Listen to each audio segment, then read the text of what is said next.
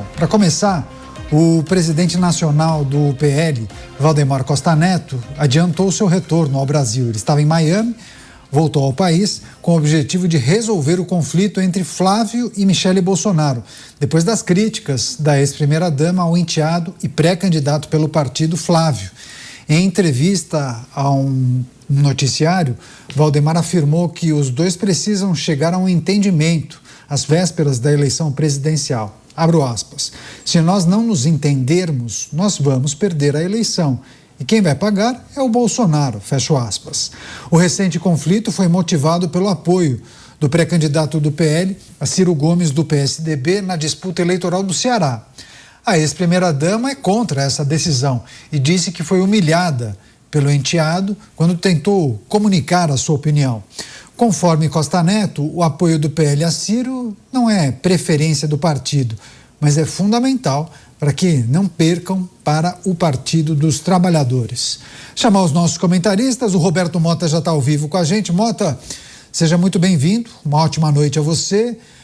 Valdemar Costa Neto atuará como bombeiro, como o chefe do partido, talvez função que seria feita por Jair Bolsonaro, mas na impossibilidade, vai Valdemar mesmo? Parece que sim, Caniato. E essa ajuda, essa intermediação é urgente e absolutamente necessária. Boa noite a você, boa noite aos meus colegas de bancada, boa noite à nossa audiência. Há muito tempo eu digo aqui, essa eleição não vai ser um passeio no parque. A oposição enfrenta muitos desafios. Alguns são políticos, outros são institucionais. A última coisa que a oposição precisa é de divisão, especialmente divisão em torno de questões menores, a não ser que a questão não seja menor. É muito difícil ter certeza disso nesse momento. Notícias de abertura, o retorno de Valdemar Costa Neto estava nos Estados Unidos e voltou ao Brasil justamente para colocar panos quentes, atuar como bombeiro, diminuir a intensidade desses ataques ou críticas de ambos os lados, Michele e Flávio Bolsonaro. Chamar o Luiz Felipe Dávila, o Dávila também está preparado, apostos, vai trazer suas análises e impressões. O Dávila sempre gosta de reforçar a importância do cacique partidário, o chefe do partido. No caso do PL, é Valdemar Costa Neto, que tem muitos interesses, Dávila? E quando observa um conflito como esse, certamente está pensando lá na frente, olha, isso pode nos dar problemas, não é isso? Bem-vindo. Boa noite, Caniato, Mota, Diego Tavares e Bruno Musa e a nossa querida audiência. A coisa mais importante para enfatizar nesse episódio é que os interesses pessoais de Valdemar Costa Neto, presidente do PL, estão em contradição com os interesses de Flávio Bolsonaro.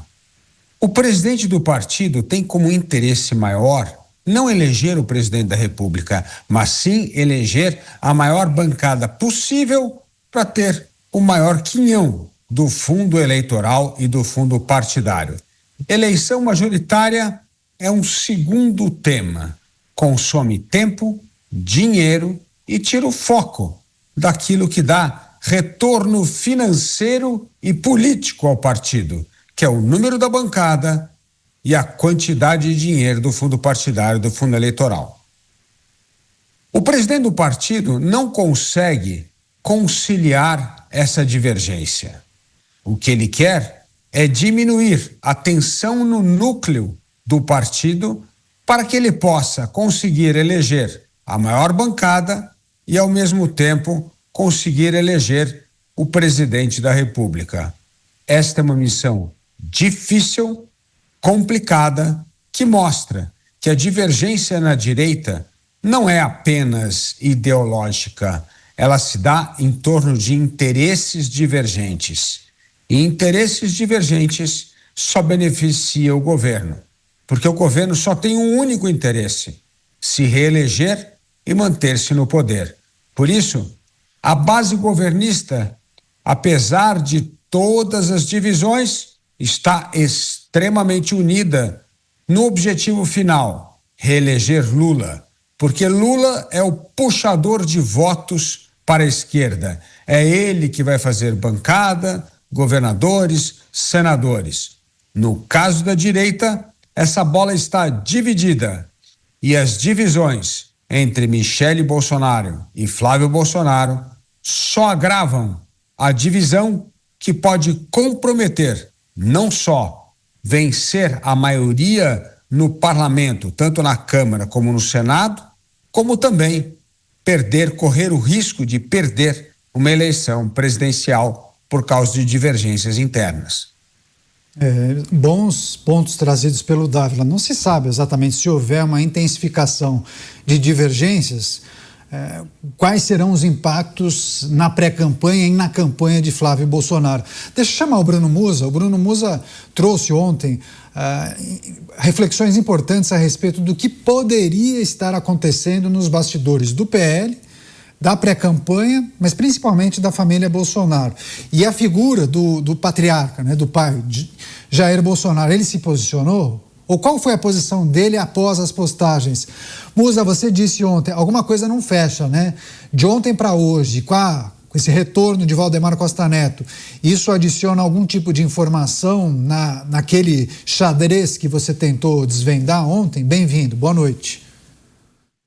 Boa noite, Caniato, todos os meus colegas de bancada e a todos que nos ouvem no Brasil inteiro. Eu acho que o único que trouxe, Caniato, de novidade é que talvez isso tenha sido levado muito mais a sério dentro do próprio PL do que uma simples marolinha. Eu continuo achando ainda, e de novo, são elucubrações, como você muito bem falou, compreender a política é algo praticamente impossível para quem está de fora, até porque aqueles que muitas vezes são teus inimigos, no dia seguinte é obrigado a te dar a mão por algo muito maior que está sendo negociado, que muitas vezes nós aqui, meros pagadores de impostos, não temos conhecimento. Mas o que trouxe para mim de novo é apenas essa urgência em acabar com essa nova crise.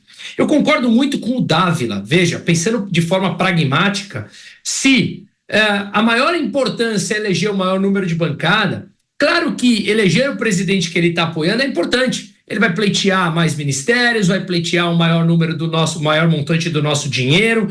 Agora, se ele perde a eleição para presidente, mas elege uma boa quantidade da bancada, ele fará qualquer tipo de negociata ali, acordo com o presidente. Afinal de contas, no presidencialismo de coalizão que o Brasil tem, se faz necessário esse tipo de coisa. Então eu acho que nós temos que estar muito mais preocupados do que ele de fato está. Eu me refiro aqui a Valdemar, apesar, obviamente, que para ele seria muito melhor, como eu falei, que fosse eleito o presidente que ele está apoiando. Mas, de qualquer maneira, somos nós que bancaremos absolutamente tudo isso. O que torna, para mim, mais difícil a compreensão é a grande pergunta de tudo isso foi originado por conta do vídeo da Michele Bolsonaro. E a questão é, por que agora? Claramente, nós já tínhamos comentado aqui a respeito da relação um tanto quanto tortuosa ou não tão próxima da Michele com os seus enteados. Mas por que agora? Isso para mim continua sem resposta, mas eu continuo com o mesmo posicionamento de ontem.